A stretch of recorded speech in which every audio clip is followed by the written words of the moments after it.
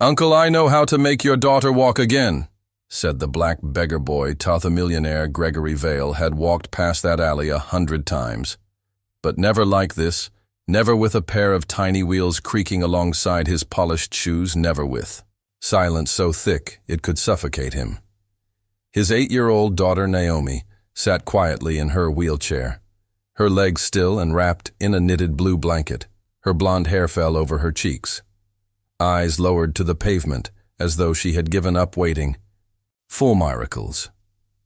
Gregory hadn't, not really, but hope had become a cruel word in his world.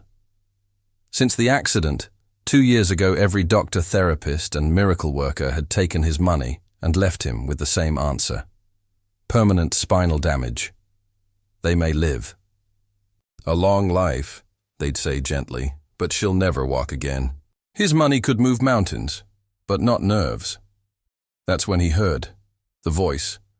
"Uncle," the boy said from the alley corner, "I know how to make your daughter walk again."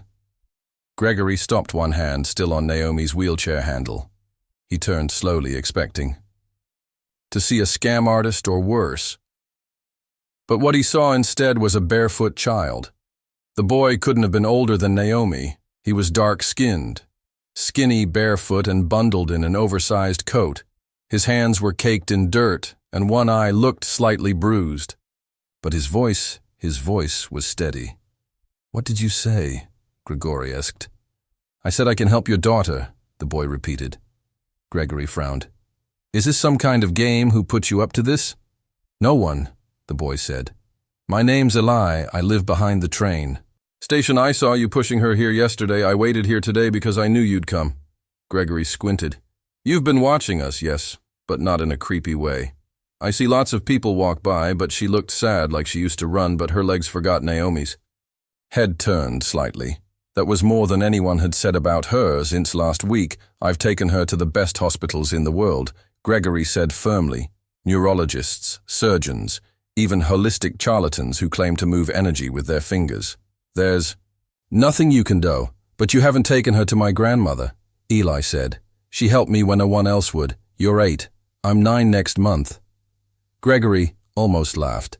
Ella stepped closer. "She doesn't take money, only trust, and she never asks anyone to believe. Only to try." Naomi looked up. Their father. "Please, can we go?" Gregory hesitated. The words no and absolutely not spun in his head, but so did Naomi's voice, the way it had cracked weeks ago when she whispered, "I hate being this way." He knelt next to her.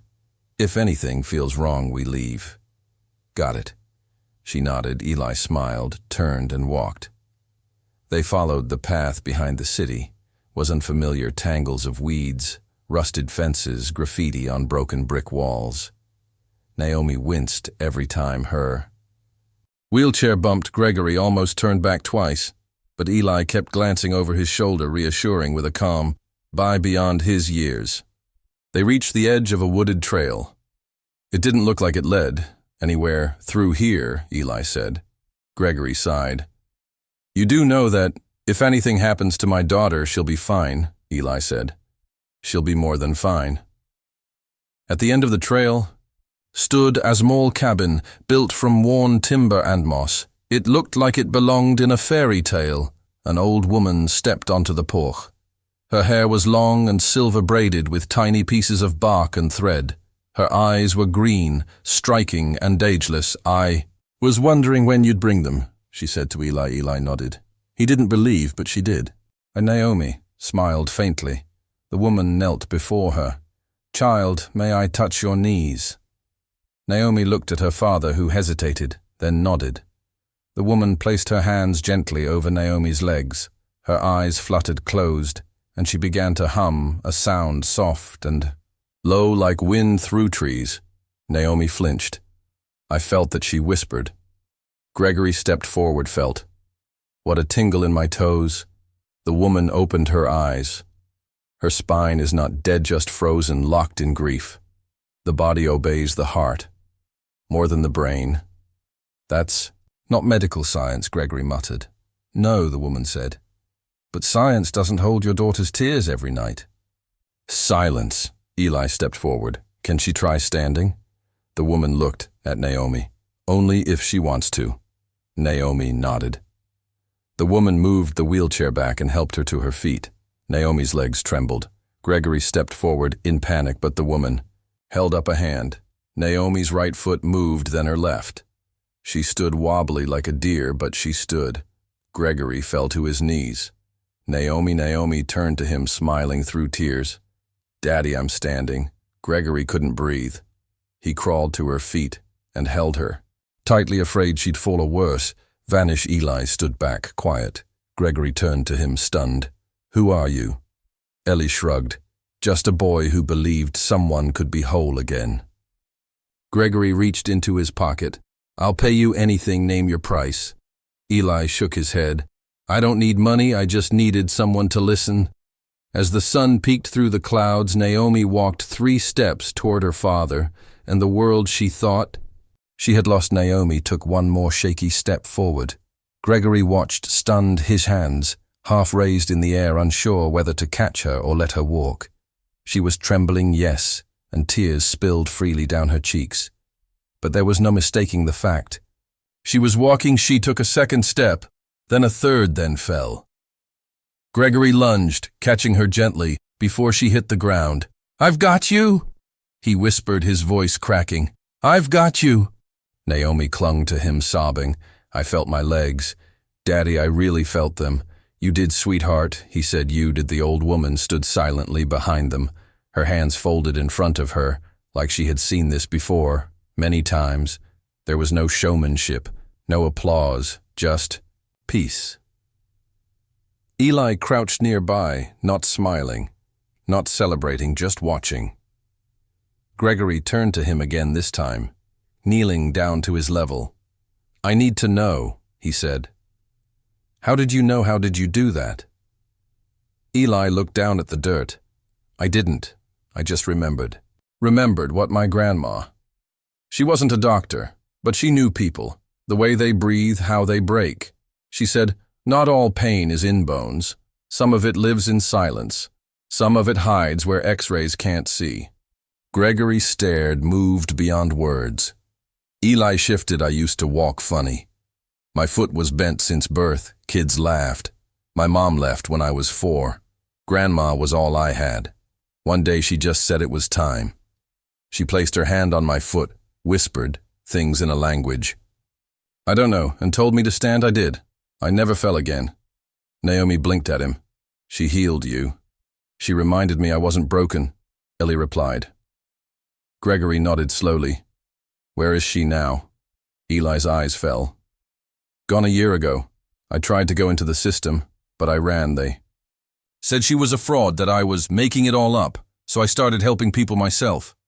Only the ones who asked, the ones who really believed." He wiped his nose with his sleeve. "Sometimes I fail, but sometimes I don't." Gregory stood and faced the old woman. "Who are you?" She smiled. "Just someone who listens. Eli does the rest. But this is something else. Number. This is the part of humanity most people forgot. That healing doesn't always need pills or wires or surgeries. It sometimes just needs presence." Gregory looked at Naomi. She was now on her feet again, holding the back of the wheelchair, testing her balance. Her fingers trembled, but her eyes here, yes, were lit with something fierce. "Hope, I want to take you with us." Gregory said, "To Eli, we have doctors, specialist therapists. I can set you up, give you a future." But Eli shook his head gently. "My place is here on the street, in the forgotten corners. That's where the hurt lives. That's where people like me are needed." Gregory hesitated. "What if I want to help?" You already did. You listened. Most don't." He reached into his coat pocket and pulled out a card. It was creased and damp from rain, but legible. "If you ever need me," Gregory said, "for anything. Food, shelter, education. You call this number. My assistant will answer day or night." Eli took the card, studied it for a moment, then carefully folded it and tucked it into the inside lining of his coat.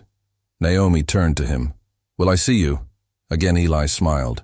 "If you ever forget how to believe, I'll probably be nearby." She grinned, limped forward, and wrapped her arms around him. It was the first time anyone had hugged him in over a year. He closed his eyes and hugged her back.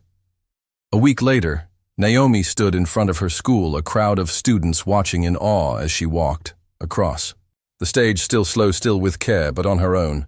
No wheelchair, no braces. The reporters asked, what was the turning point?